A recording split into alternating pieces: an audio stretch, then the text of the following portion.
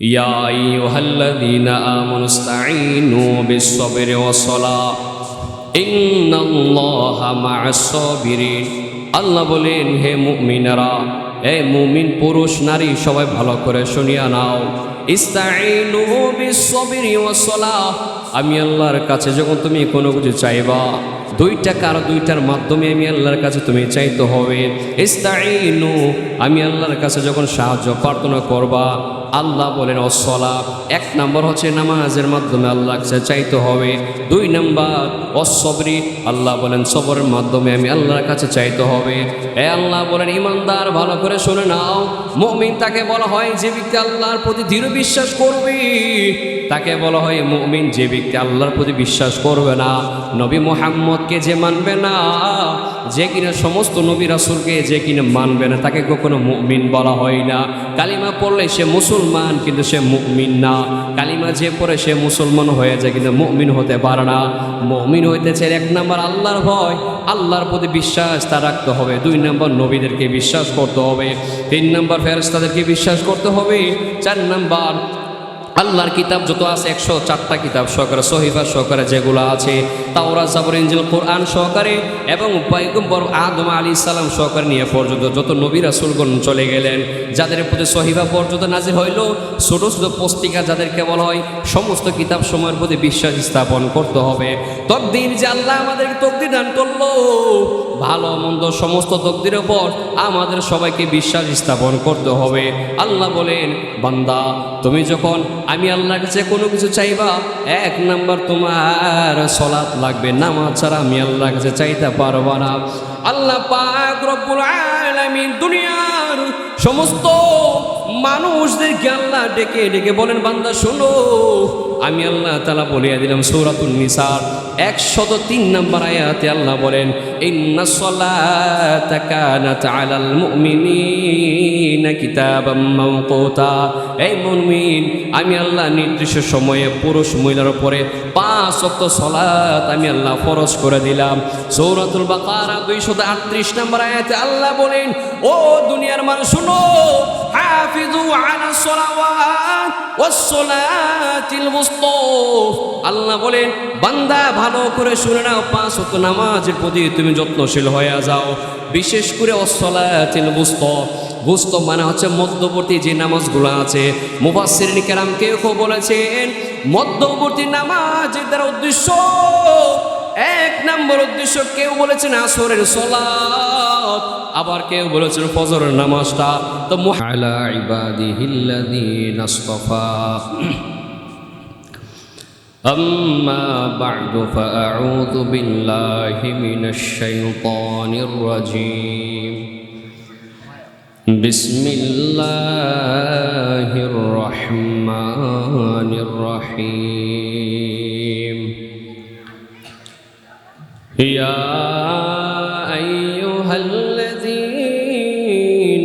আমানু ইসতাঈনু বিস-সাবরি ওয়াস-সালাহ ইন্নাল্লাহা মা'আস-সাবিরিন।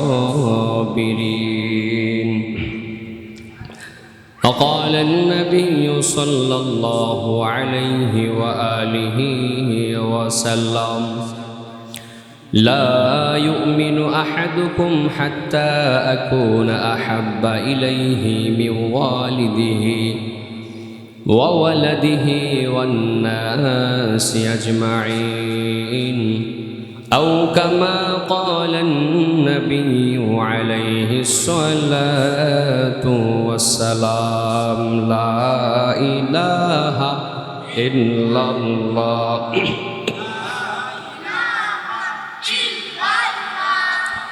لا إله إلا الله لا إله إلا الله لا إله إلا الله لا إله إلا الله لا إله إلا الله لا إله إلا الله لا إله إلا الله لا إله إلا الله লা ইলাহা ইল্লাল্লাহ লা ইলাহা ইল্লাল্লাহ।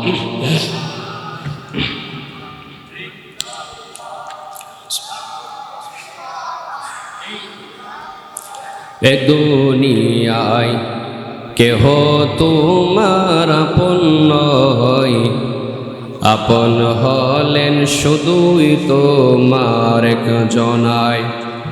কে সে জন বলো হে মুমিন বলো না, তিনি হলেন শুধুই মোদের রব্বানা। লা ইলাহা ইল্লাল্লাহ লা ইলাহা ইল্লাল্লাহ লা ইলাহা ইল্লাল্লাহ লা ইলাহা ইল্লাল্লাহ লা ইলাহা ইল্লাল্লাহ লা ইলাহা ইল্লাল্লাহ মুহাম্মাদুর রাসূলুল্লাহ সাল্লাল্লাহু আলাইহি ওয়া আলিহি ওয়াসাল্লাম। الحمد لمن قدر خيرا وخبالا، الحمد لمن قدر خيرا وخبالا، والشكر لمن صور حسنا وجمالا، والشكر لمن صور حسنا وجمالا. فرد صمد عن صفة الخلق بريء، فرد صمد عن صفة الخلق بريء، رب أزلي خلق الخلق كمالا، رب أزلي خلق الخلق كمالا. لا زد ولا ند ولا حد لمولى، لا زد ولا ند ولا حد لمولى، الآن كما كان ولم يلق زوالا، الآن كما كان ولم يلق زوالا.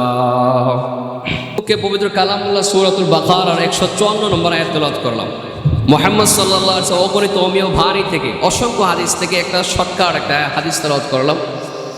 হাদিস এবং আয়াতকে সামনে রেখে আল্লাহ আমাকে কিছু কথা বলার মতো, আপনাদেরকে ধৈর্য সহকারে শ্রবণ করার মতো আল্লাহ তৌফিক দান করুক, সকলে বলে আমিন।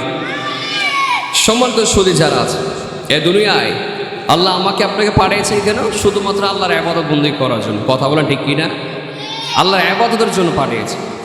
পৃথিবীর যে কোনো মানুষকে বলেন না কেন, যাকে আপনি দেখেন না কেন, পৃথিবীর কোনো মানুষকে কোনো খাবার খাওয়াটা এটার মতো স্বার্থ পাওয়া যায় যে আমি আমার সন্তান লালন পালন করবো, আমি আমার ছেলেকে লালন পালন করবো, যেন ভবিষ্যতে সে কী করে বিদেশে গিয়ে অথবা টাকা ইনকাম করে, সে যেন আমাকে খাবার দাবার ব্যবস্থা করে।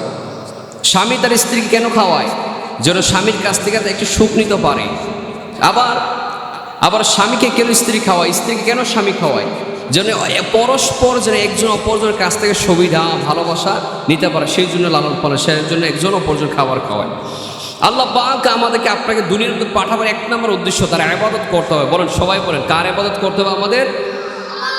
আল্লাহ পাক রব্বুল আলামিন বলেন, পৃথিবীর পুরো মানুষের কাছে কখনো কোনো কিছু চাইতে হলে তার কাছে একটা অভিনয় নিয়ে বা একটা কারণ নিয়ে চাইতে হয়।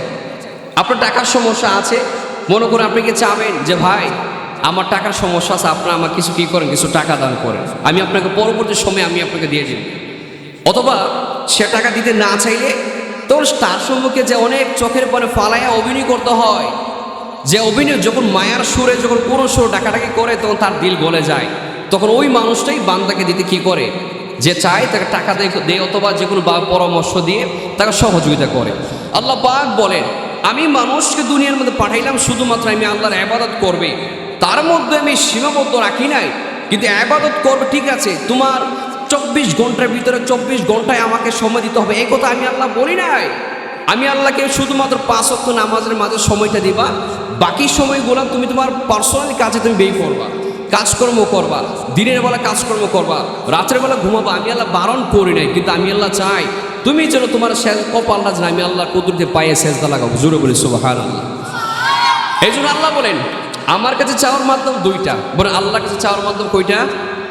এক নাম্বার সলাৎ লাগবে, দুই নাম্বার হচ্ছে আপনার ধৈর্য লাগবে। সলাৎ আর ধৈর্য ছাড়া কখনো কোনো মানুষ আল্লাহর কাছে কোনো কিছু চাইতে পারে না।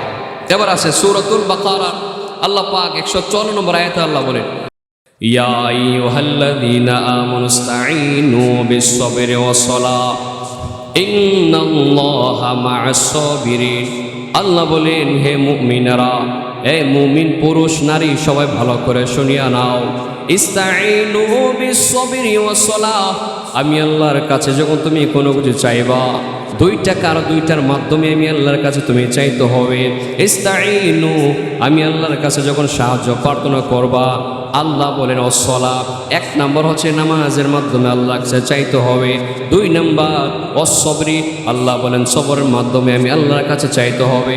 এ আল্লাহ বলেন ইমানদার ভালো করে শুনে নাও, মুমিন তাকে বলা হয় যে ব্যক্তি আল্লাহর প্রতি দৃঢ় বিশ্বাস করবে, তাকে বলা হয় মুমিন। যে ব্যক্তি আল্লাহর প্রতি বিশ্বাস করবে না, নবী মুহাম্মদকে যে মানবে না, যে কিনা সমস্ত নবী রাসূলকে যে কিনা মানবে না, তাকে কখনো মুমিন বলা হয় না।